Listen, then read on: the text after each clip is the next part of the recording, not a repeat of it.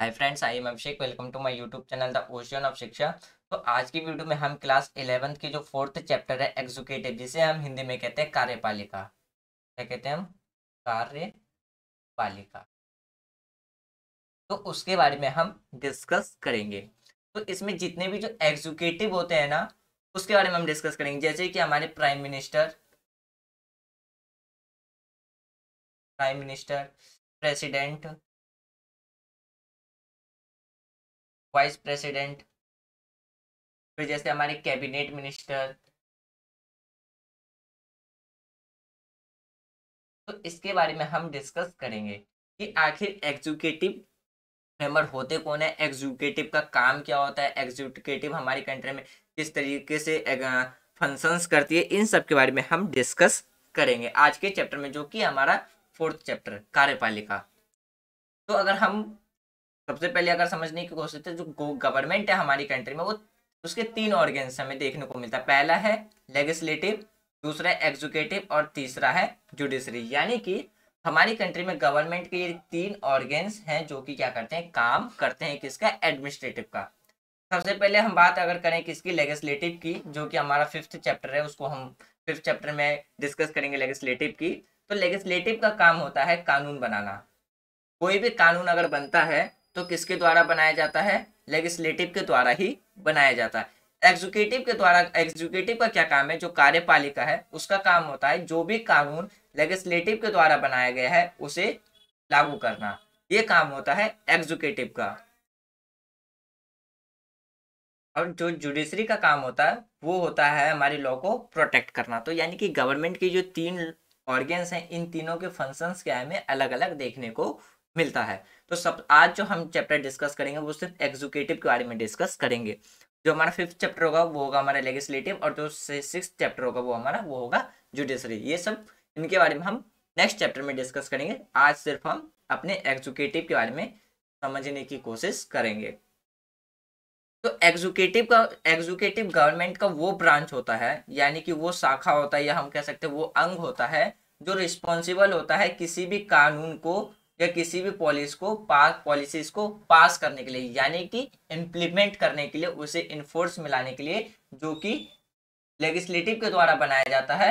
और जिसके द्वारा पास किया जाता है उसे हम कहते हैं एग्जीक्यूटिव। यानी कि कार्यपालिका वह सरकार का अंग होती है जो लेजिस्लेटिव यानी कि विधायिका के द्वारा बनाए गए किसी भी कानून या पॉलिसीज यानी कि नीति को वो क्या करता है, पास करता है, लागू करता है, उसे हम कहते हैं एग्जीक्यूटिव। एग्जीक्यूटिव छह तरीके के होते हैं। पहला हमें देखने को मिलता है सिंगल एंड प्लूरल एग्जीक्यूटिव, दूसरा हमें नॉमिनल एंड रियल एग्जीक्यूटिव, तीसरा parliamentary executive and presidential executive. Parliamentary executive हमें इंडिया के अंदर, और जो हमारा प्रेसिडेंशियल एग्जीक्यूटिव है वो हमें यूएसए के अंदर देखने को मिलता है। फिर हेरेटरी एग्जीक्यूटिव, इलेक्टिव एग्जीक्यूटिव और अपॉइंट यानी कि अपॉइंटेटिव एग्जीक्यूटिव। ये चौथे में जो चौथा टाइप्स होता है एग्जीक्यूटिव के, उसमें ये तीन कैटेगरी में रखे गए हैं। पांचवा जो हमारा एग्जीक्यूटिव होता है political executive and permanent executive. Political executive किसे कहते हैं, परमानेंट एग्जीक्यूटिव कैसे कहते हैं, वो भी हम आगे डिस्कस करेंगे। और ये भी हमारी किसमें, एक एग्जीक्यूटिव में आता है। और छठा है हमारा सेमी प्रेसिडेंटल एग्जीक्यूटिव, जो कि हमें हमारी कंट्री इंडिया में देखने को मिलता है। किसके रूप में, एक वाइस प्रेसिडेंट के रूप में, वाइस प्रेसिडेंट के रूप में।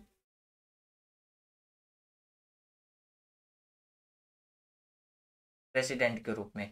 तो ये सब जो हमारे छह टाइप्स के जो एग्जीक्यूटिव है, अब हम उसको डिस्कस करते हैं। अगर हम सबसे पहले बात करें जो सिंगल एंड प्लूरल एग्जीक्यूटिव आता है, वो कहते हैं किसे, सिंगल एग्जीक्यूटिव में क्या होता है, एक ही पर्सन यानी कि एक सिंगल पर्सन ही क्या रहता है, अथॉरिटी, यानी कि एक एग्जीक्यूटिव अथॉरिटी जो रहती है वो किसके हाथ में रहती है, एक सिंगल पर्सन के हाथ में रहता है, उसे हम कहते हैं सिंगल एग्जीक्यूटिव। जैसे कि हमें इंडिया के जो हमारे भारत के जो प्रधानमंत्री वो देखने को मिलता है, और अमेरिका के राष्ट्रपति, वो क्या है, हमें एक सिंगल एग्जीक्यूटिव मेंबर देखने को मिलते हैं। वहीं पे अगर हम बात करें जिसमें क्या है, कम से जो एक से ज्यादा अगर जिसमें एग्जीक्यूटिव मेंबर यानी कि एग्जीक्यूटिव अथॉरिटीज देखने को मिलती है, उसे हम कहते हैं प्लूरल एग्जीक्यूटिव, जो कि हमें किस में देखने को मिलता है, स्विट्जरलैंड में देखने को मिलता है, जिसमें पावर कितने लोगों के हाथ में रहती है हैंडल करने की, तो 7 लोगों के हाथ में पावर रहती है। तो इसे हम कहते हैं प्लूरल एग्जीक्यूटिव। और सिंगल एग्जीक्यूटिव में जैसे कि जो रूल करने की जो पावर रहती है वो किनके हाथ में रहती है, एक पर्टिकुलर पर्सन के हाथ में रहते हैं। जैसे हम अपनी कंट्री में बात करें तो प्राइम मिनिस्टर ऑफ इंडिया के पास, और यूएसए की बात करें तो प्रेसिडेंट ऑफ यूएसए के पास। वहीं पे आप बात करते हैं nominal executive and real executive. Nominal executive का मतलब होता है कि जिसमें जो एक हेड होता है वो किसके द्वारा किया जाता है, वो सिर्फ एक नॉमिनल पावर्स के हाथ में होता है, उसे हम कहते हैं नॉमिनल एग्जीक्यूटिव। जैसे कि इंडियन प्रेसिडेंट। नॉमिनल का मतलब होता है कि खुद से चुन, मतलब नॉमिनल का मतलब होता है कि किसी के सलाह पे किसी को चुनना, तब उसे हम कहते हैं नॉमिनल। रियल मतलब होता है जो इलेक्टेड के थ्रू होकर के आता है। हमारे यहाँ पे भी प्रेसिडेंट का इलेक्शंस होता है, लेकिन वो किसके थ्रू होता है, इनडायरेक्ट वे में होता है, इनडायरेक्ट वे में होता है। तो हमारी कंट्री में जैसे जो प्रेसिडेंट है वो क्या है, एक नॉमिनल एग्जीक्यूटिव है, जो कि हमारे देश की क्या है, हमारे स्टेट के हेड है, और उनके पास सिर्फ नॉमिनल पावर रहता है, तो इसलिए हम उन्हें क्या कहते हैं, नॉमिनल एग्जीक्यूटिव। रियल एग्जीक्यूटिव क्या होता है, हेड ऑफ गवर्नमेंट होता है। नॉमिनल में हेड ऑफ स्टेट होता है, और जो रियल होता है उसमें हेड ऑफ गवर्नमेंट होता है, जिसमें उसके पास क्या रहता है, रियल पावर देखने को मिलता है। जैसे कि हमारे देश के प्राइम मिनिस्टर, हमारी कंट्री के जो प्राइम मिनिस्टर है उन्हीं के द्वारा सारे काम किए जाते हैं, पॉलिसी से रिलेटेड जो भी काम किए जाते हैं वो हमारी कंट्री के प्राइम मिनिस्टर करते हैं। लेकिन किसके नाम पे किया जाता है, तो प्रेसिडेंट के नाम पे। तो रियल पावर किनके हाथ में है, तो प्राइम मिनिस्टर के हाथ में। तो ये हमारे रियल एग्जीक्यूटिव हो गए, और हेड ऑफ स्टेट है और जिनके पास सिर्फ नॉमिनल पावर है वो हमारे हो गए नॉमिनल एग्जीक्यूटिव, जैसे कि भारत के राष्ट्रपति। अब बात करते हैं पार्लियामेंट्री एग्जीक्यूटिव के बारे में और प्रेसिडेंटल एग्जीक्यूटिव के बारे में। अगर हम पार्लियामेंट्री एग्जीक्यूटिव की बात करें तो इसमें दो इंपॉर्टेंट पोस्ट होते हैं, एक होता है हेड ऑफ स्टेट और एक होता है हेड ऑफ गवर्नमेंट। यानी कि अगर हम पार्लियामेंट्री एग्जीक्यूटिव की बात करें, संसदीय कार्यपालिका की बात करें, तो उसमें क्या है, देश के में दो सबसे बड़े पोस्ट हमें देखने को मिलता है। एक होता है कंट्री का प्रमुख, यानी कि एक होता है हेड ऑफ स्टेट, और दूसरा होता है सरकार का प्रमुख, यानी कि हेड ऑफ गवर्नमेंट। जैसे कि अगर हम हेड ऑफ स्टेट की बात करें तो हेड ऑफ स्टेट कौन होता है हमारी कंट्री में, प्रेसिडेंट। और हेड ऑफ गवर्नमेंट की बात करें तो वो कौन होता है, prime minister of India.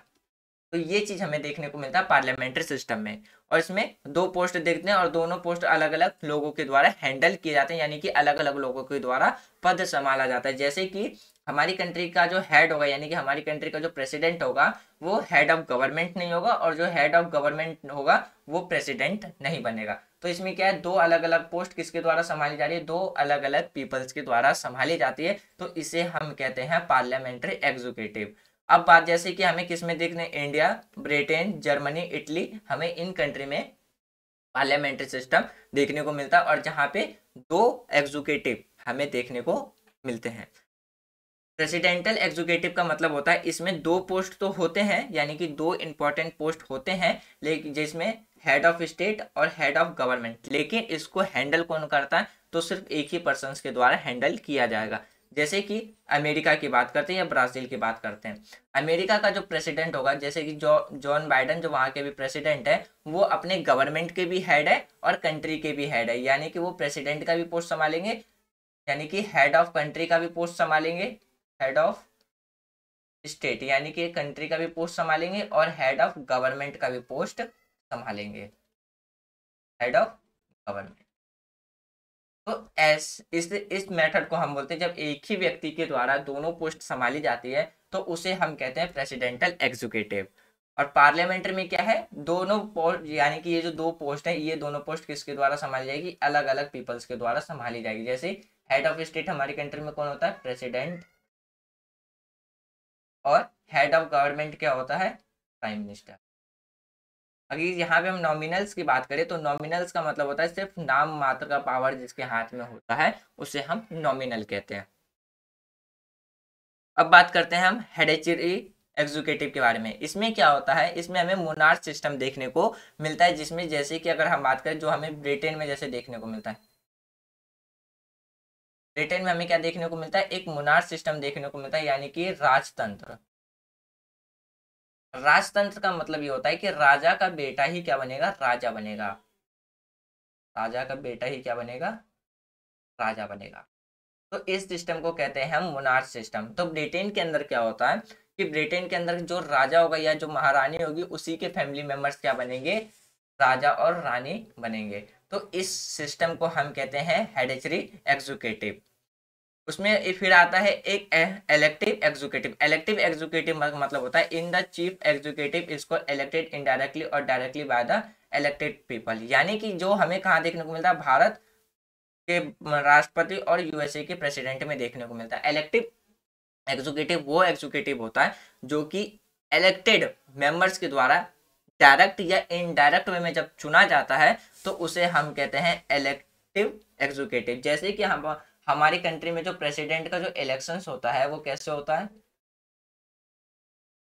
President का जो इलेक्शंस कंडक्ट करा जाता है वो कैसे होता है, जैसे कि value of the vote of on MLA upon में MLA total population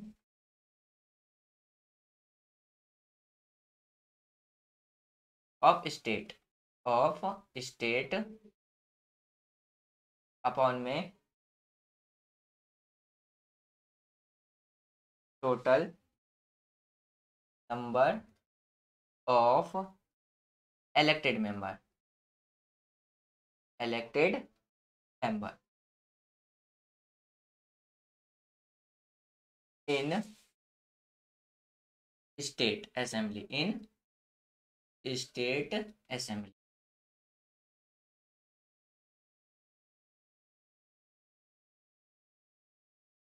multiply 1 upon में। तो इस तरीके से हमारी कंट्री में क्या होता है, जो प्रेसिडेंट का जो इलेक्शंस होता है, जो इलेक्टेड मेंबर जब उसमें पार्टिसिपेट करते हैं तो इस तरीके से इस फॉर्मूले के बेस पे क्या होता है, प्रेसिडेंट को वोट दिया जाता है। वहीं पे अगर हम आगे देखें तो फिर कैसे, और वोट जो होता है, वोट की जो वैल्यू होती है, यानी कि अगर हम बात करें किसकी, value of the vote of MPs की अगर हम बात करते हैं तो कैसे होगा। तो अगर हम किसकी बात करते हैं, value of the vote of on MPs की बात करते हैं तो इसके लिए क्या होगा, इसके लिए जो फॉर्मूला यूज किया जाता है तो क्या होगा, total value of voters of all MLAs of all state upon में total number of elected members of parliament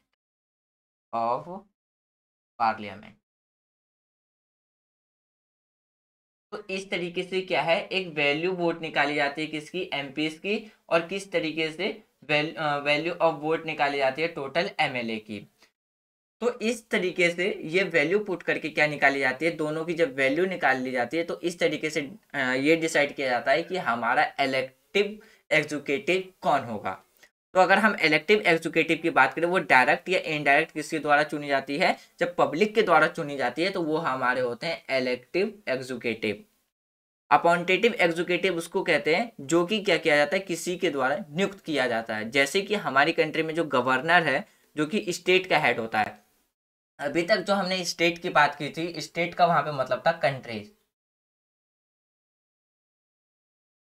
state का मतलब अगर हम इंटरनेशनल लेवल पे बात करें तो कंट्री का मतलब होता है स्टेट। अब यहाँ पे हम बात करते हैं पर्टिकुलर सिर्फ अपनी कंट्री का, तो यहाँ पे स्टेट का मतलब होता है राज्य। तो हमारी कंट्री में जो राज्यों में जो गवर्नर चुने जाते हैं वो किसके द्वारा चुने जाते हैं, तो सेंट्रल के द्वारा, प्रेसिडेंट के द्वारा चुने जाते हैं। जब किसी के द्वारा चुनकर भेजे जाते हैं एग्जीक्यूटिव को तो उसे हम कहते हैं अपॉइंटेटिव एग्जीक्यूटिव। जैसे कि हमारी कंट्री में जो गवर्नर होता है वो हर एक स्टेट का क्या होता है, हेड होता है। तो वो किसके द्वारा चुना जाता है? वो चुना जाता है प्रेसिडेंट के द्वारा। किसके सलाह पे? तो काउंसिल मिनिस्टर, जो हमारे काउंसिल मिनिस्टर कैबिनेट मिनिस्टर होते हैं, तो लोग जो उनके द्वारा वो क्या करते हैं, सलाह दे करके चुने जाते हैं। तो उस एग्जीक्यूटिव, ऐसे एग्जीक्यूटिव मेंबर जो कि ऑलरेडी अपॉइंट किए जाते हैं, तो उसे हम कहते हैं अपॉइंटेटिव एग्जीक्यूटिव, जैसे कि राज्यपाल यानी कि गवर्नर हो गए हमारे। अब बात करते हैं किसके बारे में? Political executive and permanent executive के बारे में। जो पॉलिटिकल एग्जीक्यूटिव होते हैं वो कंट्री में क्या होते हैं? इलेक्टेड होते हैं। वो क्या होते हैं? इलेक्टेड होते हैं। किसके द्वारा? पीपल्स के द्वारा। तो उसे हम कहते हैं पॉलिटिकल एग्जीक्यूटिव। उनका टेन्योर फिक्स रहता है हर एक कंट्री में। जैसे कि हमारी कंट्री में जितने भी जो पॉलिटिकल एग्जीक्यूटिव हैं वो कितने 5 या और 6 साल के लिए क्या रहते हैं? उनका टाइम पीरियड रहता है। 6 साल राज्यसभा के लिए और 5 साल लोकसभा के लिए। तो ये जितने भी जो एग्जीक्यूटिव्स होंगे ना, ऐसे ये जितने भी जो मेंबर्स होते हैं जिसे हम पब्लिक चुन के भेजती है, तो उसे हम क्या कहते हैं? जो इलेक्टेड एग्जीक्यूटिव्स होते हैं कंट्री के द्वारा, जब किसी भी कंट्री में जो इलेक्टेड किए जाते हैं उसे हम कहते हैं पॉलिटिकल एग्जीक्यूटिव। जैसे कि हम बात करते हैं गवर्नमेंट के बारे में, तो गवर्नमेंट जो होता है ना वो होता है पॉलिटिकल एग्जीक्यूटिव। और परमानेंट एग्जीक्यूटिव होता है जो कि अपॉइंट किया जाता है और वो अपनी क्वालिफिकेशंस पे आता है, उसे हम कहते हैं परमानेंट एग्जीक्यूटिव। जैसे कि सिविल सर्विस की बात करते हैं तो जिसमें आईएएस आईपीएस आते हैं, तो ये सब क्या होते हैं? ये सब परमानेंट एग्जीक्यूटिव होते हैं। क्यों? क्योंकि ये अपॉइंट किए जाते हैं अपनी क्वालिफिकेशंस के द्वारा। जब ये आते हैं इनको फिर क्या किया जाता है? अलग अलग पोस्ट पे इनको इनकी पोस्टिंग की जाती है, अपॉइंटेड किए जाते हैं, इसलिए हम कहते हैं इन्हें परमानेंट एग्जीक्यूटिव। और इनकी जो टेन्योर होती है वो 36 ईयर्स के लिए क्या होती है? फिक्स होती है। जैसे आईएएस आईपीएस जो होते हैं वो क्या होते हैं? एक परमानेंट एग्जीक्यूटिव के रूप में काम करते हैं।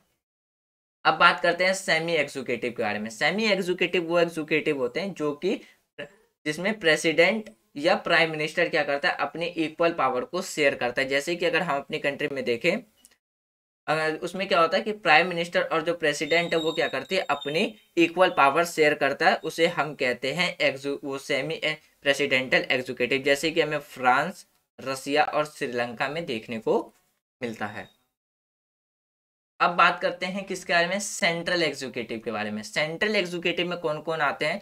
तो सेंट्रल एग्जीक्यूटिव में आता है president, vice president, prime minister, council of minister. और स्टेट एग्जीक्यूटिव में कौन कौन आते हैं? स्टेट एग्जीक्यूटिव की बात करें तो इसमें आता है हमारा गवर्नर, चीफ मिनिस्टर और स्टेट ऑफ मिनिस्टर। ये आते हैं हमारे एग्जीक्यूटिव मिनिस्टर, वो ये आते हैं हमारे सेंट्रल में और ये आते हैं हमारे स्टेट एग्जीक्यूटिव में। अब सबसे पहले जो हम बात करते हैं वो किसके बारे में बात करेंगे? प्रेसिडेंट के बारे में। अभी हमने थोड़ी देर पहले डिस्कस किया है कि प्रेसिडेंट का जो इलेक्शंस कराया जाता है वो कौन करता है? इलेक्टेड मेंबर करता है। कौन करता है? Elected member. इलेक्टेड मेंबर्स के द्वारा प्रेसिडेंट के इलेक्शंस में पार्टिसिपेट किया जाता है और उनकी जो वोट की जो वैल्यू निकाली जाती है इन दोनों फॉर्मूले के बेस पे निकाली जाती है और तब जा करके वोट काउंट किया जाता है। और जिस मेंबर्स को सबसे ज्यादा वोट मिल जाता है तो वो हमारी कंट्री का बनता है प्रेसिडेंट। तो अब हम अपना सबसे पहला टॉपिक जो है सेंट्रल एग्जीक्यूटिव का जो प्रेसिडेंट है उसको डिस्कस करते हैं। तो अभी हमने ये देखा कि प्रेसिडेंट का इलेक्शंस किस तरीके से कराया जाता है और किस तरीके से एमएलए और एमपी की जो वोट है उसकी काउंटिंग की जाती है। अब बात करते हैं हमारे कंट्री के जो प्रेसिडेंट होते हैं उनकी क्वालिफिकेशंस क्या होनी चाहिए। अगर हम उनकी क्वालिफिकेशंस की बात करें तो सबसे पहला क्वालिफिकेशंस यही निकल के आता है कि उनके पास इंडियन सिटीजन होना चाहिए। क्या होना चाहिए? Indian citizen. और दूसरा क्या होना चाहिए? वो 35 ईयर कंप्लीट कर चुके हो, यानी कि 35 साल की एज वो पार कर चुके हो, 35 साल या 35 साल की एज वो पार कर चुके हो। तीसरा, जब वो प्रेसिडेंट के इलेक्शंस में खड़े हो या प्रेसिडेंट के इलेक्शंस में पार्टिसिपेट कर रहे हो तो वो किसी भी हाउसेस का मेंबर नहीं होना चाहिए। ना तो वो राज्यसभा का मेंबर होना चाहिए, ना तो वो लोकसभा का मेंबर होना चाहिए। तो इन्हें पहले राज्यसभा और लोकसभा दोनों की मेंबरशिप को छोड़ना होगा, तब जाकर के वो क्या कर सकते हैं? प्रेसिडेंट के इलेक्शंस में पार्टिसिपेट कर सकते हैं। और चौथा क्या है? वो किसी भी ऑफिस को होल्ड नहीं कर सकते हैं। किसी भी ऑफिस को होल्ड करने का मतलब है वो किसी भी अदर गवर्नमेंट पोस्ट पर बैठ करके वो क्या हो तो काम ना कर रहे हो, यानी कि not hold any post, any official post, official post. In qualifications को पूरा करके कोई भी व्यक्ति हमारे कंट्री में क्या है, प्रेसिडेंट बन सकता है। अब इलेक्शंस कैसे होते हैं प्रेसिडेंट के, ये अभी हमने बस थोड़ी देर पहले ही डिस्कस किया कि हमारे देश में जो राष्ट्रपति की जो इलेक्शंस कंडक्ट कराए जाते हैं वो कैसे कंडक्ट होते हैं। तो इसमें जितने भी जो मेंबर्स पार्टिसिपेट करते हैं प्रेसिडेंट, वो तो सबसे पहले क्या होता है, एक इनडायरेक्ट वे में होता है। क्या होता है, एक इनडायरेक्ट वे में, और जिसमें सिर्फ इलेक्टेड मेंबर ही क्या करते हैं, पार्टिसिपेट करते हैं। जितने भी एमएलए और जो एमपीज होते हैं वो क्या करते हैं, इलेक्शंस में पार्टिसिपेट करते हैं। और उनकी जो वोट की जो वैल्यू निकाली जाती है, अगर हम वोट ऑफ वैल्यू की बात करें किसकी, एमएलए की, तो कैसे निकाली जाती है, तो population of state multiply 1/100 total number of elected member in state assembly. इस तरीके से हम क्या करते हैं, एक एमएलए की वैल्यू निकालते हैं, एमएलए की वोट की वैल्यू निकालते हैं। और एमपीज की वोट की वैल्यू कैसे निकालते हैं, total value of voters of all MLA of all state, फिर number of elected member of parliament. तो इस तरीके से हम क्या करते हैं, एमएलए और एमपी की वोट की वैल्यू निकालते हैं। उसके बाद जिस मेंबर को सबसे ज्यादा वोट दिया जाता है तो उसे हम क्या करते हैं, अपना प्रेसिडेंट चुन लेते हैं। अब बात करते हैं रिमूव कैसे किया जाता है प्रेसिडेंट को। तो प्रेसिडेंट को जो रिमूव करने की जो प्रोसेस है वो क्या है, पार्लियामेंट के अंदर 3/4 यानी कि 75% से ज्यादा वोट कलेक्ट होने चाहिए। और क्या होना चाहिए, स्पेशल मेजोरिटी के थ्रू ही हम क्या कर सकते हैं, अपने प्रेसिडेंट को रिमूव कर सकते हैं। जैसे अभी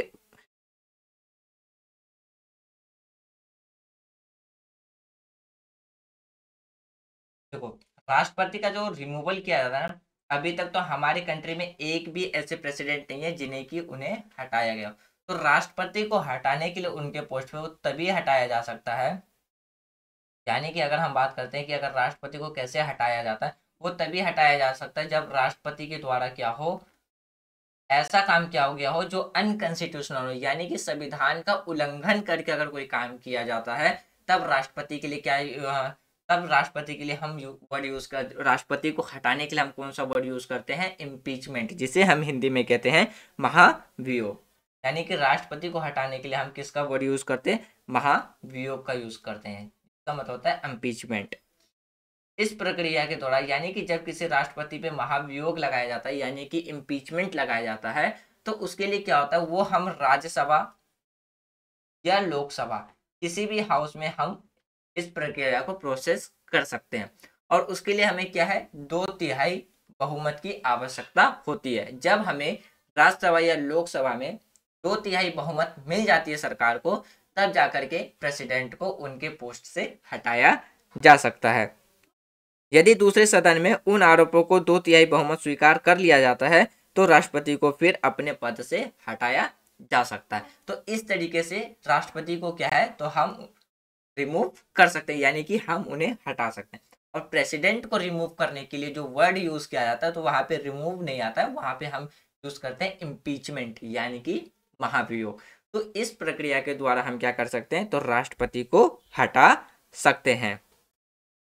अब बात करते हैं कि प्रेसिडेंट के पास हमें कौन कौन से पावर्स देखने को मिलते हैं।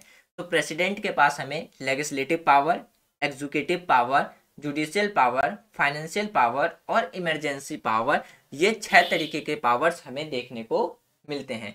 अगर हम बात करते हैं किसके बारे में, कि एग्जीक्यूटिव पावर क्या होता है, यानी कि अगर हम भारत की जो राष्ट्रपति उनकी शक्ति की बात करें तो हमें कौन कौन से का पावर्स देखने को मिलते हैं। एग्जीक्यूटिव पावर यानी कि जो हमारा legislative power, legislative, executive, judiciary और फाइनेंशियल पावर्स जो हमें देखने को मिलता है किसके पास, हमारे प्रेसिडेंट के पास। तो अगर हम सबसे पहले अगर हम समझते हैं किसके बारे में, लेजिस्लेटिव पावर के बारे में अगर हम समझे, तो लेजिस्लेटिव पावर में क्या है कि प्रेसिडेंट क्या है, इंटरनल पार्ट होता है हमारा किसका, पार्लियामेंट का। किसका होता है, इंटरनल पार्ट होता है पार्लियामेंट का। कौन, तो हमारा प्रेसिडेंट। उसके बाद फिर वो क्या करता है, कुछ पावर्स इसमें लेजिस्लेटिव में कुछ पावर्स वो इंजॉय करता है, जैसे कि समवन और prorogues of parliament is dissolve of Lok Sabha, ये किसके द्वारा किया जाता है, तो प्रेसिडेंट के द्वारा ही किया जाता है। फिर जो अगर हम बात करें जो एड्रेसेस किया जाता है पार्लियामेंट का, वो किसके द्वारा किया जाता है, प्रेसिडेंट के द्वारा ही किया जाता है। फिर अगर अगर हम बात करते हैं दोनों हाउसेस में अगर जो मैसेजेस भेजना हो पार्लियामेंट में तो वो किसके द्वारा भेजा जाता है, तो प्रेसिडेंट के द्वारा भेजा जाता है। ये सारे पावर्स हमें देखने को मिलते हैं लेजिस्लेटिव पावर्स में, जिसमें कि क्या है, जो कि अगर हम बात करते हैं तो राज्यसभा में 12 मेंबर और लोकसभा में, राज्यसभा में कितने, तो 12 मेंबर और लोकसभा में हमें देखने को मिलते हैं कि 2 मेंबर्स किसके द्वारा चुने जाते हैं, अपॉइंट किए जाते हैं, तो वो प्रेसिडेंट के द्वारा ही अपॉइंट किए जाते हैं। तो यहाँ पे हमें क्या देखने को मिलता है, ये इनका एक लेजिस्लेटिव पावर्स हमें देखने को मिलता है। अब बात करते हैं एग्जीक्यूटिव पावर के बारे में। एग्जीक्यूटिव पावर में क्या है, तो जो हमारा प्रेसिडेंट है यानी कि जो राष्ट्रपति है, अगर हम उसमें जो एग्जीक्यूटिव पावर देखी जाती है तो क्या क्या देखी जाती है, तो उसमें क्या है, जैसे कि जो प्रेसिडेंट होता है वो कानून को क्या कर सकते हैं, बना सकते हैं, या उसमें ट्रांसैक्शंस भी कर सकते हैं। यह हमें किसके तहत देखने को मिलता है, एग्जीक्यूटिव पावर्स में देखने को मिलता है। जैसे कि उनके द्वारा क्या है, प्रेसिडेंट के द्वारा क्या किया जाता है, अपॉइंट किए जाते हैं किसको, अटॉर्नी जनरल को। किसके द्वारा किया जाता है, प्रेसिडेंट को, प्रेसिडेंट के द्वारा ही क्या किया जाता है, अपॉइंट किया जाता है किसे, तो अटॉर्नी जनरल को, जो कि हमें किस में देखने को मिलता है, एक एग्जीक्यूटिव पावर्स में देखने को मिलता है। और इन्हीं के द्वारा क्या किया जाता है, जो हमारे प्रेसिडेंट होते हैं उनके द्वारा require the prey of summit, यानी कि पार्लियामेंट के अंदर जो भी समिट बुलाया जाता है काउंसिल्स ऑफ मिनिस्टर सबके बीच में या एनी मैटर में, तो वो किसके, ये भी किसके तहत देखने को मिलता है, ये पावर्स में हमें प्रेसिडेंट के अंदर ही देखने को मिलता है, यानी कि प्रेसिडेंट के पास ही देखने को मिलता है। जैसे कि प्रेसिडेंट के पास फिर कुछ विशेष अधिकार मिल जाते हैं, जिसमें हमें क्या देखने को मिलता है, वीटो पावर्स। क्या देखने को मिलता है, वीटो पावर। वीटो पावर का मतलब होता है कि प्रेसिडेंट चाहे तो किसी भी कानून को क्या कर सकता है, वीटो कर सकता है। वीटो मतलब होता है खारिज कर देना, तो खारिज करने का भी कुछ पावर्स हमें देखने को मिलता है। जैसे कि अगर हम अपने कॉन्स्टिट्यूशंस के अकॉर्डिंग बात करें तो प्रेसिडेंट के पास क्या है, प्रेसिडेंट को सभी तरीके के सभी मुद्दों, जैसे कि मंत्री और मंत्री परिषद की जो कार्यवाही के बारे में सूचना प्राप्त करने का भी अधिकार दिया गया है। फिर जैसे कि सदनों को जो पूर्ण विचार के लिए लौटा सकता है, ये सब किस में हमें देखने को मिलता है, ये सारे पावर्स हमें एग्जीक्यूटिव पावर्स के अंदर देखने को मिलता है। फिर वीटो का मतलब मैंने अभी जस्ट थोड़ी देर पहले बताया कि किसी भी कानून को क्या कर देना, खारिज कर देना। तो ये सब पावर्स हमें किस में देखने को मिलता है, वीटो पावर, वो एग्जीक्यूटिव पावर्स के अंदर देखने को मिलता है। अब बात करते हैं जुडिशरी पावर। जुडिशरी पावर्स में क्या आता है, जैसे कि जो सुप्रीम कोर्ट का जो चीफ जस्ट होता है, चीफ जस्टिस ऑफ इंडिया का, वो किसके द्वारा अपॉइंट किए जाते हैं, तो प्रेसिडेंट के द्वारा ही अपॉइंट किए जाते हैं। फिर जैसे कि किसी व्यक्ति को यदि फांसी की सजा दी गई है तो किसी की सजा को माफ करने का भी पावर्स किसके पास रहता है, तो प्रेसिडेंट के पास हमें देखने को मिलता है। तो ये पावर्स किसके द्वारा, ये पावर्स किस में दी गई है, जुडिशियल पावर्स प्रेसिडेंट के पास दी गई है। अब बात करते हैं किसके बारे में, फाइनेंशियल पावर। फाइनेंशियल पावर में क्या आता है, यदि हम प्रेसिडेंट के फाइनेंशियल पावर्स की बात करें तो प्रेसिडेंट के द्वारा ही क्या किया जाता है, सेंट्रल और स्टेट, सेंट्रल और स्टेट के लिए क्या करता है, वो हर 5 साल में क्या करता है, तो एनुअल बजट, यानी कि जो अगर हम बात करें, यानी कि प्रेसिडेंट के पास ये पावर होता है फाइनेंशियल से रिलेटेड, यानी कि जब सेंट्रल या स्टेट, यानी कि central and state, central and state के बीच में, अगर हम बात करते हैं सेंट्रल और स्टेट के बीच में जो एनुअल जो फाइनेंशियल है, यानी कि पैसों की बंटवारों के लिए क्या करता है, वो हर 5 साल में क्या करता है, अपने हर 5 साल में वो क्या करता है कि वित्त आयोग का गठन करता है। किसका करता है, एवरी 5 ईयर में किसका गठन करता है, वित्त आयोग। यानी कि प्रेसिडेंट के द्वारा ही क्या किया जाता है, हर 5 साल में वित्त आयोग का गठन किया जाता है। वित्त आयोग, आयोग का गठन प्रेसिडेंट के द्वारा किया जाता है, जो कि किसके अंदर आता है, फाइनेंशियल पावर्स के अंदर में आता है। दूसरा, यदि किसी स्टेट को विशेष यानी कि स्पेशल टाइम पे यदि कुछ एक्स्ट्रा पैसे चाहिए होते हैं तो वो किसके परमिशन से मिलते हैं, तो प्रेसिडेंट के ही परमिशन से उन्हें पैसे दिए जाते हैं। तो ये सब किसके अंदर आता है, तो ये सब आता है प्रेसिडेंट के फाइनेंशियल पावर्स के अंदर। अब आता है इमरजेंसी पावर्स। इमरजेंसी पावर्स की अगर हम बात करें तो इसमें क्या है, हमें 3 टाइप की इमरजेंसी देखने को मिलती है। पहला है हमें एक स्टेट इमरजेंसी, दूसरा है national national emergency, national emergency, और तीसरा है हमारा फाइनेंशियल इमरजेंसी,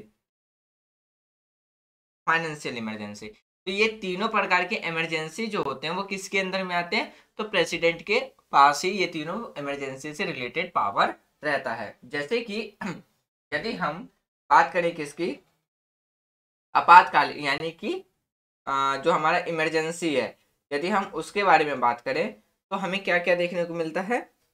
तो हमें जो इसमें ये 3 तरीके की जो इमरजेंसीज देखने को मिल रही है, जिसमें हमारा आता है स्टेट इमरजेंसी, नेशनल इमरजेंसी और फाइनेंशियल इमरजेंसी। तो स्टेट इमरजेंसी जो है वो प्रेसिडेंट के तहत किस आर्टिकल में लगाया जाता है, तो आर्टिकल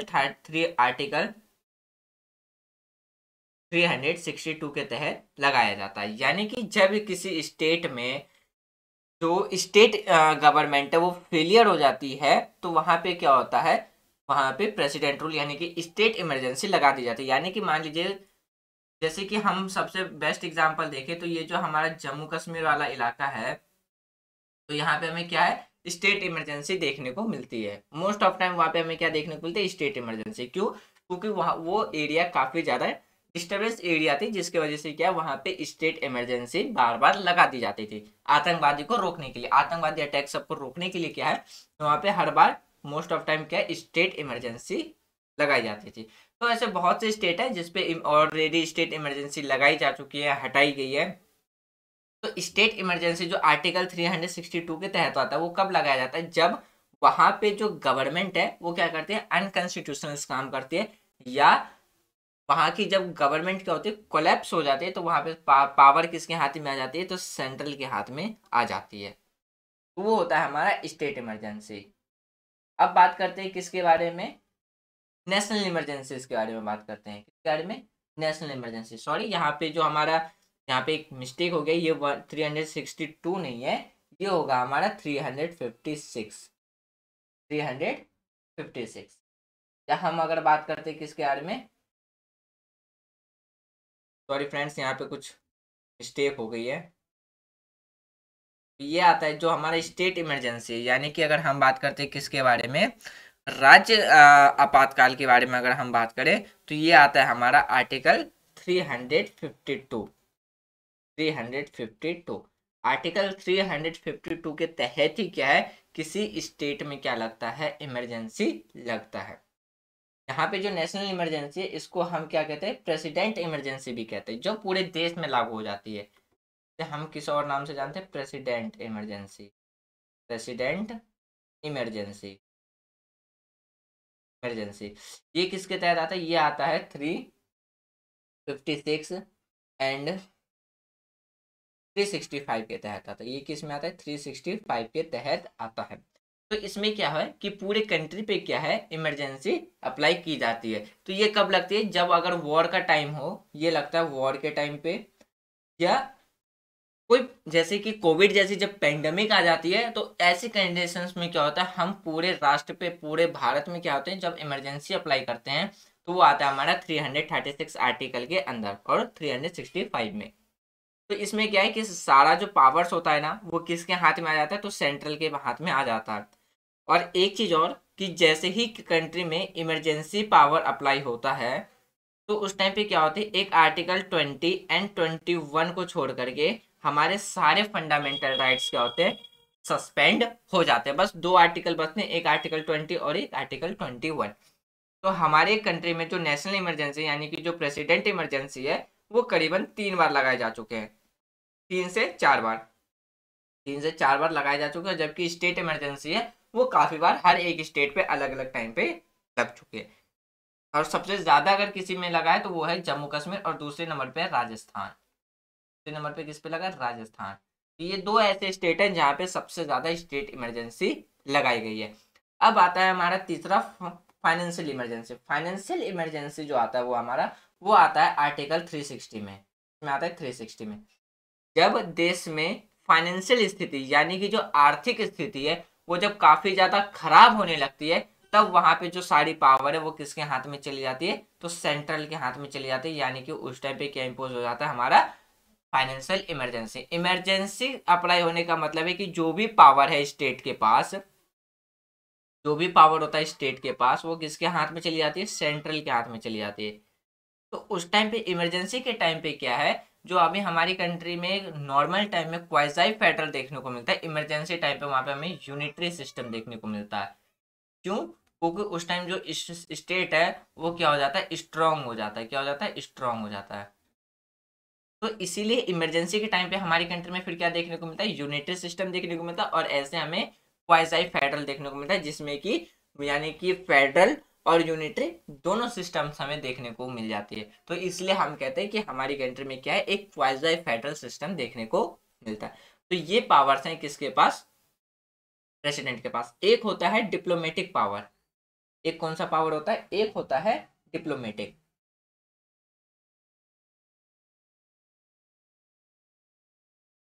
डिप्लोमेटिक पावर में क्या होता है, कोई भी जो मिनिस्टर्स हैं या जो कोई भी ऑफिसर सब होते हैं वो किसके द्वारा अपॉइंट किए जाते हैं, तो प्रेसिडेंट के द्वारा ही अपॉइंट किए जाते हैं। तो उसे हम कहते हैं डिप्लोमेटिक पावर। यानी कि किसी भी ऑफिसर जैसे कि आईएएस, आईपीएस, इन सब की जो नियुक्ति की जाती है, जैसे अब वैसे तो आईपीएस हमारे होम मिनिस्टर के अंदर में आता है, होम। तो जैसे कि जो ऑफिसर सब की जो नियुक्ति की जाती है ना, तो उसे हम कहते हैं डिप्लोमेटिक पावर। एक पावर ये भी हमें देखने को मिलता है किसके पास, प्रेसिडेंट के पास देखने को मिलता है। अब अगला टॉपिक आता है हमारा प्राइम मिनिस्टर। अब हम समझते हैं अपनी कंट्री के प्राइम मिनिस्टर के बारे में। अब प्रेसिडेंट जो होता है, प्रेसिडेंट कौन होता है, रूलिंग पार्टी का हेड होता है। प्रेसिडेंट कौन होता है, रूलिंग पार्टी का हेड होता है। पार्टी का कौन होता है, हेड होता है। और ये जो लोकसभा में जो बैठता है, अगर ये जब लोकसभा में बैठते हैं तो लोकसभा में क्या होता है, इन्हें बहुमत प्राप्त दल होता है। यानी कि इनके पास क्या रहती है, लोकसभा में मेजोरिटी रहती है। लोकसभा में जिस पार्टी को मेजोरिटी मिल जाती है वो क्या बना लेती है, अपनी गवर्नमेंट बना लेती है। तो जो प्राइम मिनिस्टर होता है और इसके जो मिनिस्टर्स होते हैं, इनमें क्या होता है, लोकसभा में क्या होता है, इनके पास मेजोरिटी होता है। क्या होता है, मेजोरिटी। जैसे ही प्राइम मिनिस्टर और उसके जो मिनिस्टर्स हैं वो अपनी मेजोरिटी यदि खो देते हैं, तो फिर क्या होता है, उन्हें अपनी पोस्ट को क्या करना पड़ता है, तो रिजाइन करना पड़ता है। तो उस टाइम हम कहते हैं लोकसभा डिसॉल्व हो जाता है। उस टाइम पे क्या होता है, लोकसभा क्या होता है, डिसॉल्व हो जाता है। क्यों? लोकसभा तब डिसॉल्व होता है जब जो प्राइम मिनिस्टर है, यानी कि जो रूलिंग पार्टी का हेड है, वो अपनी मेजोरिटी क्या करता है, खो देता है। तो उस टाइम पे क्या होता है, तो वो डिसॉल्व हो जाता है। तो प्राइम मिनिस्टर कौन होता है, वो होता है हमारी रूलिंग पार्टी का हेड होता है। तो ये जो प्राइम मिनिस्टर होता है वो किन किन का हेड होता है, काउंसिल्स ऑफ मिनिस्टर और जो कैबिनेट मिनिस्टर है, इन दोनों का वो क्या रहता है, हेड रहता है। अब बात करते हैं काउंसिल मिनिस्टर्स के बारे में। जो काउंसिल मिनिस्टर होते हैं ना, वो तीन टाइप में देखने को मिलता है। पहला होता है हमारा कैबिनेट मिनिस्टर, स्टेट मिनिस्टर और डिप्टी मिनिस्टर। तो काउंसिल मिनिस्टर के ही अंदर में हमारे क्या देखने को मिलता है, कैबिनेट मिनिस्टर देखने को मिलता है। जो काउंसिल मिनिस्टर होता है उनकी जो मेंबर्स इसमें क्या होते हैं, ज्यादा होता है कंपेयर टू कैबिनेट मिनिस्टर के। कैबिनेट मिनिस्टर को एज अगर हम कहें तो नवरत्न के मतलब नव रत्न के अकॉर्डिंग हम कह सकते हैं कि जो कैबिनेट मिनिस्टर होते हैं वो कौन होते हैं, नवरत्न होते हैं। किसके, तो प्रेसिडेंट के, ओ सॉरी, प्राइम मिनिस्टर के। तो पहले हम प्राइम मिनिस्टर के बारे में समझ लेते हैं, उनकी क्वालिफिकेशंस क्या होनी चाहिए, उनकी योग्यता क्या होनी चाहिए। तो इनकी भी क्वालिफिकेशन सेम वही होनी चाहिए जो कि एक होती है प्रेसिडेंट की, क्या होनी चाहिए, प्रेसिडेंट। लेकिन बस यहाँ पे एक डिफरेंस ये आ जाता है कि जो प्रेसिडेंट है उसके लिए एक कंडीशन है कि वो राज्यसभा या लोकसभा दोनों में से किसी एक का मेंबर होना चाहिए, तभी जा करके वो क्या हो सकता है, तो प्राइम मिनिस्टर बन सकता है। जैसे कि प्रेसिडेंट में वो किसी भी हाउसेस का मेंबर नहीं होना चाहिए। वहीं पे अगर जब हम प्रधानमंत्री की बात करते हैं तो वो राज्यसभा या लोकसभा का मेंबर होना चाहिए। यदि यानी यदि कि प्राइम मिनिस्टर दोनों में हाउसेस में से किसी का भी मेंबर नहीं है, तो प्राइम मिनिस्टर बनने के बाद 6 महीने के अंदर अंदर इन दोनों में से किसी एक का मेंबर उसे बनना पड़ता है। यदि वो नहीं बनता तो वो प्राइम मिनिस्टर से अपनी पद खो देगा। तो प्राइम मिनिस्टर के लिए सबसे ज्यादा जरूरी क्या है, दोनों हाउसेस में से किसी एक का मेंबर होना चाहिए और बाकी जो भी कंडीशंस हैं वो प्राइम मिनिस्टर वाली क्वालिफिकेशंस होनी चाहिए, यानी कि 35 ईयर से ज़्यादा होना चाहिए, उस पर कोई भी केस नहीं चलना चाहिए, भारत का सिटीजनशिप होना चाहिए, यानी कि वो मेंटलेट यानी कि वो मेंटल ना होना चाहिए, इस टाइप पे ऐसे पीपल्स क्या हो सकता है हमारे देश के प्राइम मिनिस्टर बन सकते हैं। अब प्राइम मिनिस्टर दोनों यानी कि कैबिनेट मिनिस्टर, स्टेट मिनिस्टर और डिप्टी मिनिस्टर तीनों का हेड होता है। अब बात करते हैं काउंसिल मिनिस्टर। काउंसिल मिनिस्टर को हमने 3 पार्ट में भाग दिया था, यानी कि कैबिनेट मिनिस्टर, स्टेट मिनिस्टर और डिप्टी मिनिस्टर। यानी कि जो कैबिनेट मिनिस्टर होते हैं वो काउंसिल मिनिस्टर से ही निकल करके आते हैं। अगर हम बात करें जो जो काउंसिल मिनिस्टर है उसमें 40 से 45 मेंबर हमें मिनिमम देखने को मिलते हैं। वहीं पे अगर हम कैबिनेट मिनिस्टर की बात करें तो इसमें हमें 10 से 15 ही मिनिस्टर्स देखने को मिलते हैं। और एक जो कैबिनेट मिनिस्टर में जो होते हैं वो सारे सीनियर मिनिस्टर होते हैं जो कि प्राइम मिनिस्टर को डायरेक्ट एडवाइस करते हैं, यानी कि एक स्मॉल ग्रुप होता है कंपेयर टू काउंसिल मिनिस्टर के। कैबिनेट मिनिस्टर डील करते हैं जो भी इंपॉर्टेंट डिपार्टमेंट होता है उसे, जैसे कि हमारा home minister, defence minister, technology and communication minister, ये सब किस में आते हैं, ये सब आते हैं हमारे कैबिनेट मिनिस्टर में। हेल्थ मिनिस्टर, ये सब हमारे आते हैं कैबिनेट मिनिस्टर में। जैसे कि हमने अभी देखा था होम मिनिस्टर, डिफेंस, फॉरेन या फाइनेंस मिनिस्टर, ये सब किस में आते हैं, हमारे कैबिनेट मिनिस्टर के अंदर आते हैं। यानी कि अगर हम कैबिनेट मिनिस्टर की बात करें वो क्या होते हैं, एक खास पर्सन होते हैं किसके, प्रेसिडेंट, वो प्राइम मिनिस्टर के। किसके होते हैं, तो प्राइम मिनिस्टर के। अब बात करते हैं हम स्टेट मिनिस्टर के बारे में। स्टेट मिनिस्टर ये किसके अंदर आता है, ये आता है हमारे कैबिनेट मिनिस्टर के अंदर। तो हमारा स्टेट मिनिस्टर आता है वो किसके अंदर आता है, वो आता है हमारे कैबिनेट मिनिस्टर के अंदर। और वो सारे कैबिनेट जो असिस्ट होते हैं वो कौन होते हैं, कैबिनेट मिनिस्टर ही होते हैं। अब इनके पास अगर हम पावर एंड फंक्शंस की बात करें वो क्या करते हैं, कंट्री के अंदर जो भी कानून होता है वो किन के द्वारा, लोग इन्हीं के द्वारा यानी कि काउंसिल मिनिस्टर्स के द्वारा ही इम्प्लीमेंट किया जाता है। Maintain piece and security of nation, यानी कि राष्ट्र के अंदर शांति और सुरक्षा बनाए रखना किसका काम होता है, काउंसिल मिनिस्टर का काम होता है। इम्प्लीमेंट वेलफेयर एक्टिविटी, यानी कि पब्लिक के लिए वेलफेयर एक्टिविटी जो भी पब्लिक को जरूरत है उसके अनुसार देश में क्या करना, इम्प्लीमेंट करना, ये भी काम होता है किसका, काउंसिल ऑफ मिनिस्टर का।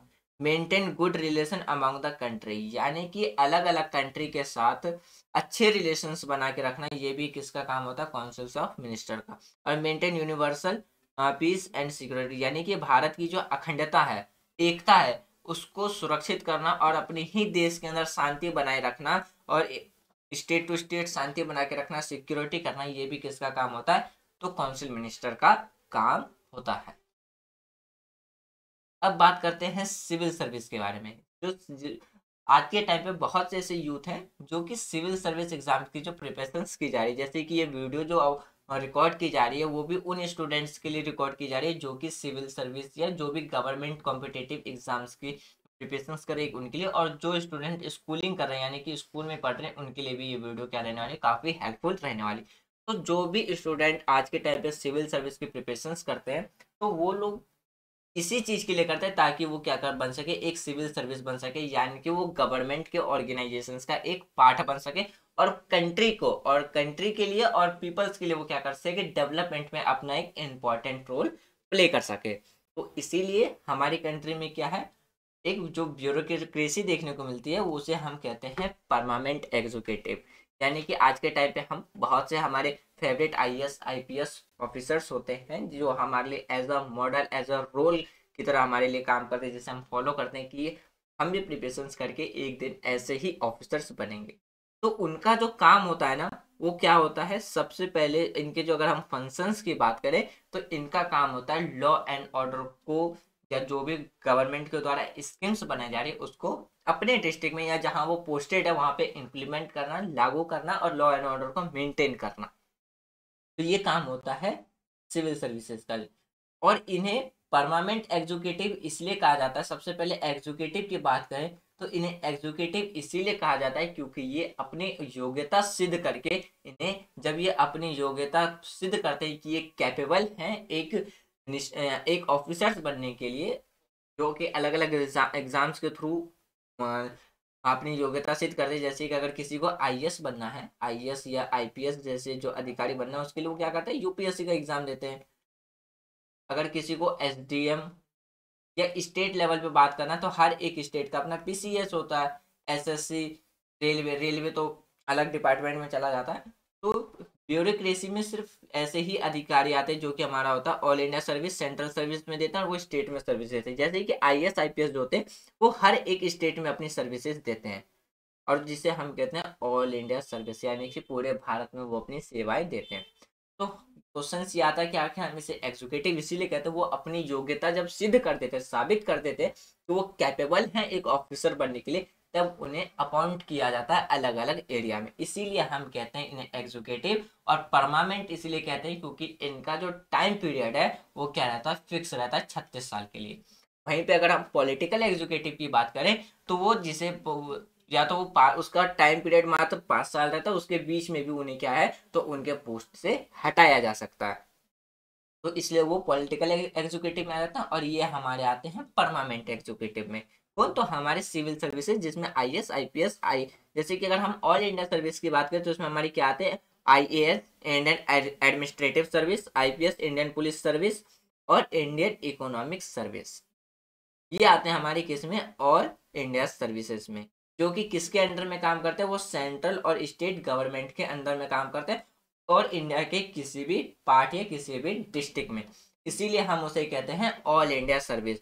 और ये किनके द्वारा चुना जाता है, तो UPSC के द्वारा ही इन्हें चुना जाता है। यानी कि जब कोई कैंडिडेट UPSC का एग्जाम क्लियर कर लेता है तो उन्हें फिर किसके लिए चुना जाता है, IAS IPS या IES के लिए चुना जाता है, और वो पूरे भारत में किसी भी स्टेट में या सेंट्रल के अंदर में वो क्या करते हैं, अपनी सर्विसेज देते हैं। अब बात करते हैं सेंट्रल सर्विस। सेंट्रल सर्विस में क्या होता है, सेंट्रल सर्विस वो सर्विस होते हैं जो officers duty only central government के अंदर ही वो देते हैं, उन्हें हम कहते हैं सेंट्रल गवर्नमेंट। क्या कहते हैं हम सेंट्रल गवर्नमेंट। जैसे दे आर इलेक्टेड, इन्हें भी किसके द्वारा चुना जाता है, तो UPSC के द्वारा ही चुना जाता है। यानी कि UPSC क्वालिफाई करके जो ऑफिसर ऑफिशियली सेंट्रल गवर्नमेंट के अंदर में अपनी ड्यूटी देते हैं, यानी कि अपनी सर्विसेज देते हैं, उन्हें हम कहते हैं सेंट्रल गवर्नमेंट। अब बात करते हैं स्टेट सर्विस के बारे में। स्टेट सर्विस में जैसे कि आज के टाइम पे अगर हम बात करें 28 स्टेट है, तो 28 स्टेट का अपना क्या होता है, PCS होता है, पब। जैसे कि UPSC वो यूपी के लिए हो जाएगा UP PSC, बिहार के लिए होगा BPSC। हर एक स्टेट का अपना क्या होता है, पब्लिक सर्विस होता है। तो उसमें जो ऑफिसर्स चुन करके आते हैं तो वो जो सिर्फ अपनी जो सर्विसेज देते हैं वो किसके अंदर आता है, स्टेट सर्विस के अंदर आता है। जैसे कि अगर हम बात करें जो IAS ऑफिसर जो होते हैं, IAS या जो IPS ऑफिसर्स होते हैं, वो सेंट्रल के थ्रू अपॉइंट करके कहाँ भेजा जाता है, स्टेट के अंदर भेजा जाता है, और वो डिस्ट्रिक्ट लेवल पे वो क्या करते हैं, अपने सर्विस देते हैं। कहाँ देते हैं, डिस्ट्रिक्ट लेवल पे। और वहीं पे हर एक स्टेट का जो ऑफिसर्स चुन करके आता है वो इन और डिस्ट्रिक्ट लेवल से नीचे से वो अपनी सर्विसेज देना क्या करते हैं, स्टार्ट करते हैं। तो ये सारी किस में आ जाते हैं, फिर स्टेट सर्विस में आ जाते हैं। यानी कि जैसे सेंट्रल लेवल पे ब्यूरोक्रेसी हमें देखने को मिलता है, ऑफिसर्स देखने को मिलता है, उसी तरीके हर एक स्टेट का अपना क्या होता है, एक वो ऑफिसर्स होते हैं जो स्टेट के द्वारा चुने जाते हैं अपने ही स्टेट में काम करने के लिए। जैसे कि अगर हम बात करते हैं IAS या IPS के बारे में, तो इनकी ट्रांसफर ऑल ओवर कंट्री में कहीं पे भी की जा सकती है। वहीं पे अगर हम सिर्फ स्टेट सर्विस के अकॉर्डिंग बात करें तो अगर कोई अपना PCS एग्जाम क्लियर करके अगर किसी स्टेट में अपॉइंट होता है तो वो सिर्फ एक तो पर्टिकुलर उसी स्टेट में होगा जिस स्टेट में उसने अपना PCS का एग्जाम दिया था, और उसी स्टेट के ही अंदर उसका क्या रहेगा, तो ट्रांसफर होता रहेगा, वो किसी और स्टेट में जाके उसका ट्रांसफर नहीं होगा। तो ये फर्क आ जाता है बस स्टेट सर्विस में और एक सेंट्रल, यानी कि UPSC और PCS के एग्जाम जो कैंडिडेट एग्जाम क्वालिफाई करके अपनी अपनी सर्विस देते हैं। अब बात करते हैं एग्जीक्यूटिव यानी कि स्टेट एग्जीक्यूटिव। जिस तरीके से सेंट्रल एग्जीक्यूटिव में हमने क्या देखा कि प्रेसिडेंट और प्राइम मिनिस्टर होता है, उसी तरीके से क्या है, स्टेट का हेड कौन होता है, यानी कि राज्य का हेड हो जाता है हमारा राज्यपाल।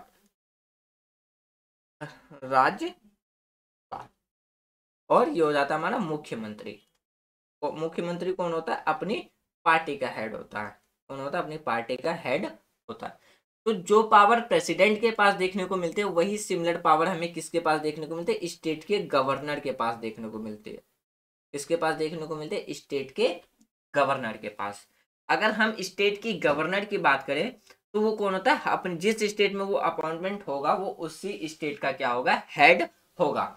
यानी कि अगर हम बात करें सिमिलर जो चीज हमें प्रेसिडेंट में देखने को मिली है, सिमिलर वही चीज हमें किस में देखने को मिलती है, हमें गवर्नर में देखने को मिलती है। जैसे कि अगर हम गवर्नर की बात करें तो गवर्नर किससे आर्टिकल से आर्टिकल आता है, तो गवर्नर की बात आती है तो गवर्नर आता है आर्टिकल 153 से आर्टिकल 167 तक।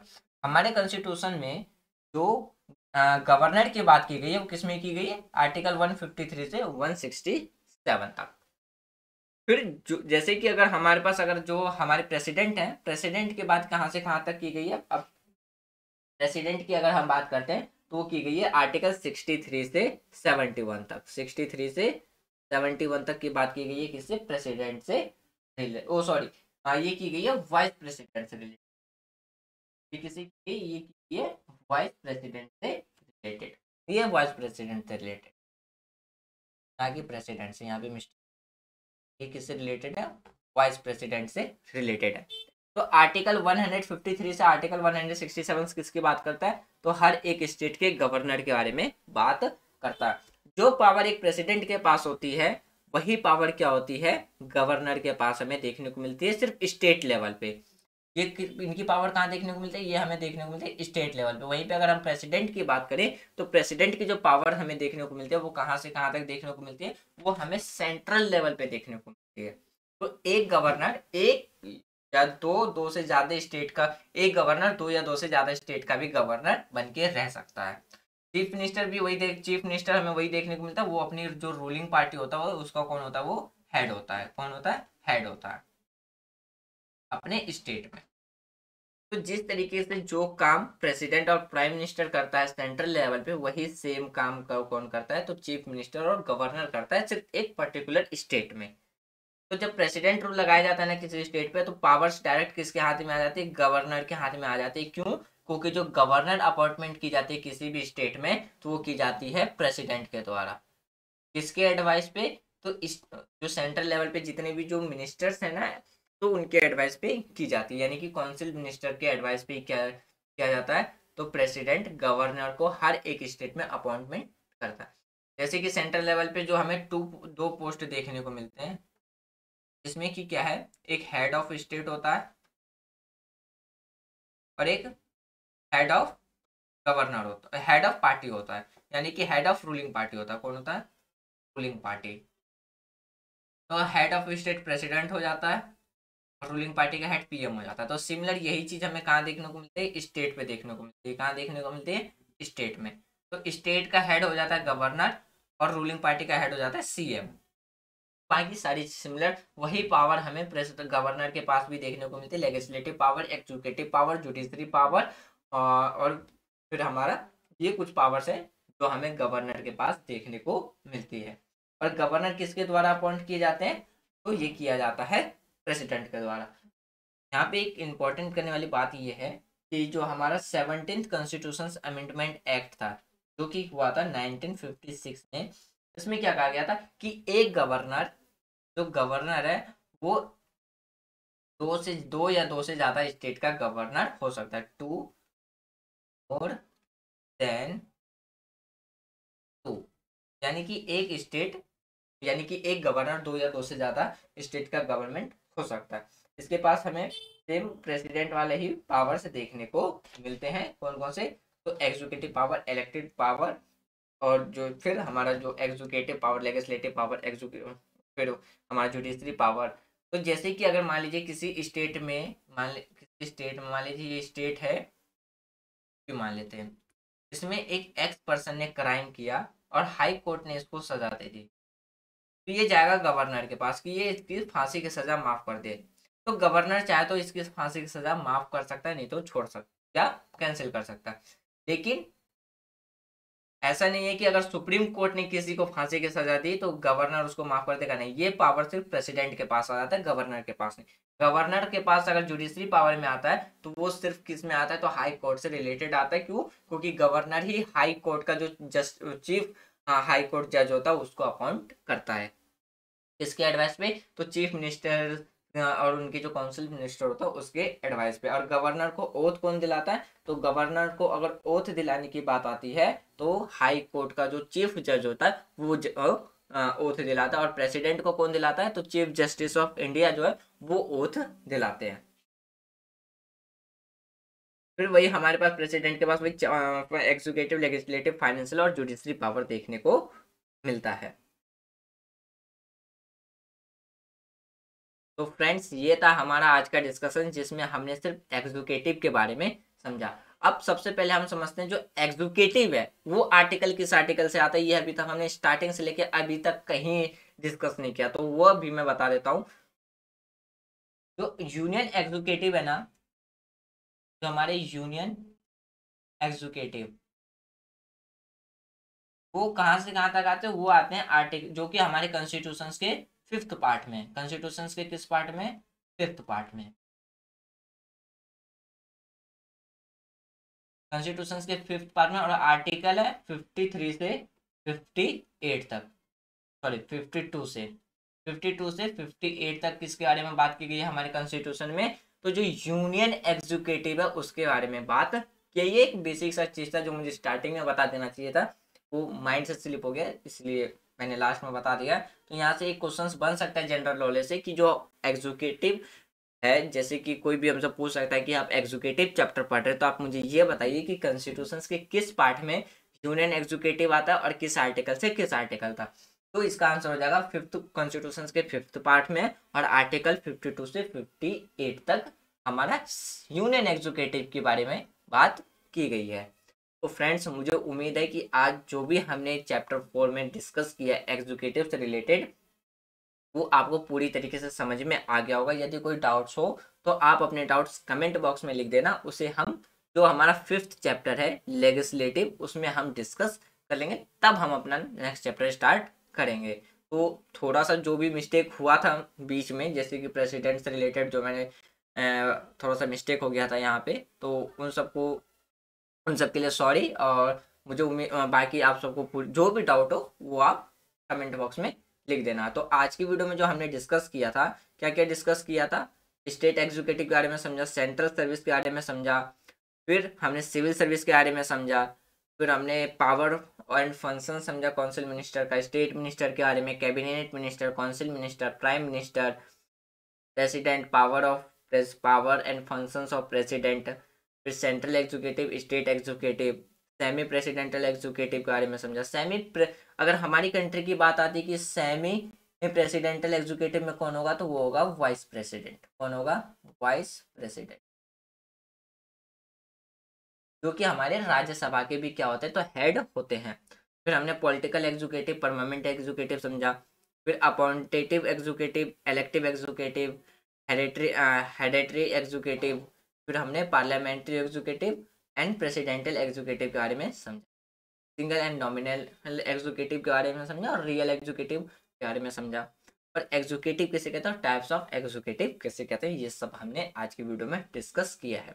तो मुझे उम्मीद है कि हमारा जो चैप्टर 4 है वो आपको पूरी तरीके से समझ में आ गया होगा। तो thanks for watching friends, take care, जय हिंद।